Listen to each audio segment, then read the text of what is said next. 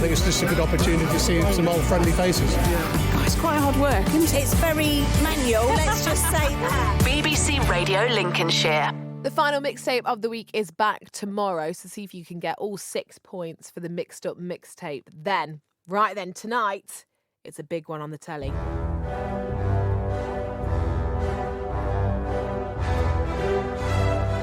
That theme tune gives me goosebumps. It is, of course, the theme tune for The Apprentice, which is on at 9 p.m, and it's the big one. It's the interview round. I remember watching them and just cringing. It's such a tricky one.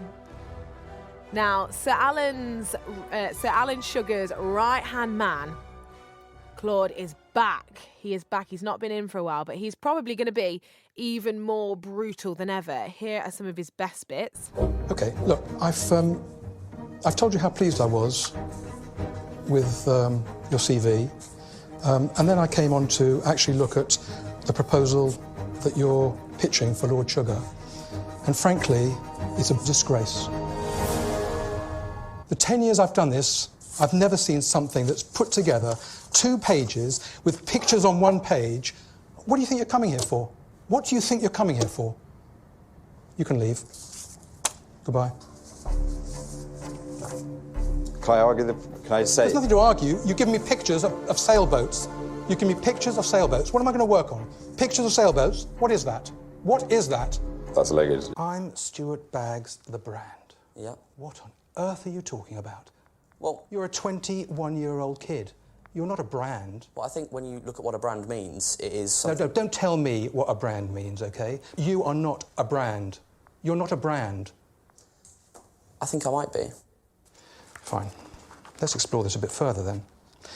Why would somebody as successful, as innovative, as big dreamer, as a brand as you, why would you want to have a job with Lord Sugar? Because at the minute, I'm a big fish in a small pond. You're not a big fish. You're not a big fish. You're not even a fish. Frankly, I'm finding it quite hard to find anything good about your performance. What, got any answer for that?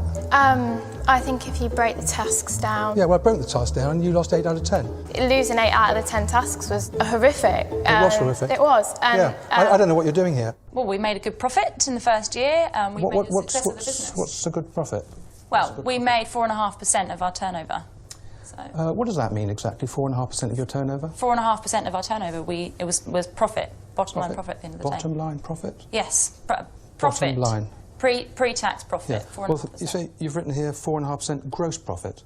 I just wonder whether you know the difference between profit, gross profit, net profit, after-tax profit. Oh, yeah, of course I know the difference. We made 4.5% net profit. So. So it's not gross profit? No, it wasn't, but that was an estimate because I hadn't actually got the first year. Well, yeah, but gross profit is entirely different from net profit. You're talking nonsense. Oh. No, you're talking nonsense, aren't you? Also, I've had a look at the accounts for that particular period, and you're very surprised, are you? Have you got my business accounts there? I do. How did you get hold of them? It's a public document. Oh, OK. So, first of all, you don't have 4.5% gross profit. Oh. And also, you talk about a turnover of £8,000 per week. Do you know what turnover is? Yeah, the amount of money that we make, the amount of money we turn over. Was it the amount of money that we take? Yeah, sales perhaps? Sales, yes. Right. Your accounts don't show 400,000 turnover. OK, we turn over about, what, 370? Was it? Well, I'm not playing a guessing game. If you don't know your turnover, that's a pretty sad indictment, isn't it? Oh, God! I'm clenching my bum cheeks with awkwardness. It's horrible. He absolutely ruins them, doesn't he? That is Claude Lintner's best bits there. He is horrendous. But, I mean, he's doing his job, isn't he? There have been some disastrous job interviews down the years on The Apprentice. One of my favourite episodes to watch. But how do you avoid getting shut down by the likes of Claude and Karen? Well, Paula Thirkell is from Ambitions Personnel, and she's here to give us some tips.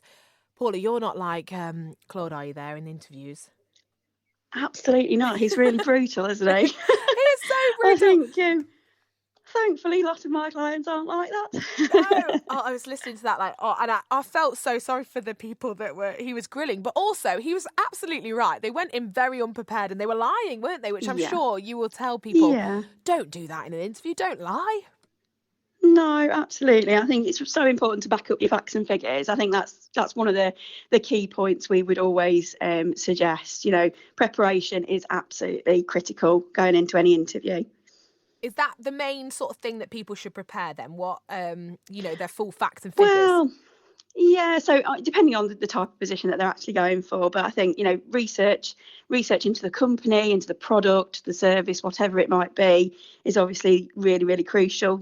A business wants to see that you've, invested some time and actually want to be there.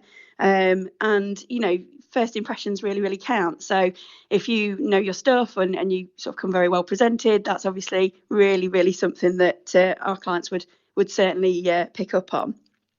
And so obviously, I know you said it depends completely on the job because, from one end to the other, the extremes of people's jobs.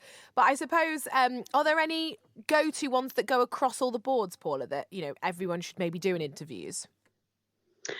As I say, the research into the business, certainly, I think, it's always good to sort of come with some facts and figures, whether it be your own experience or, like I say, something, if it's a sort of maybe a lower level role, at least know something about the organisation that you're coming into. And I think, the other sort of real go-to piece of advice is, first impressions still do very much count, whether that's on a video call interview or if that's on a face-to-face interview.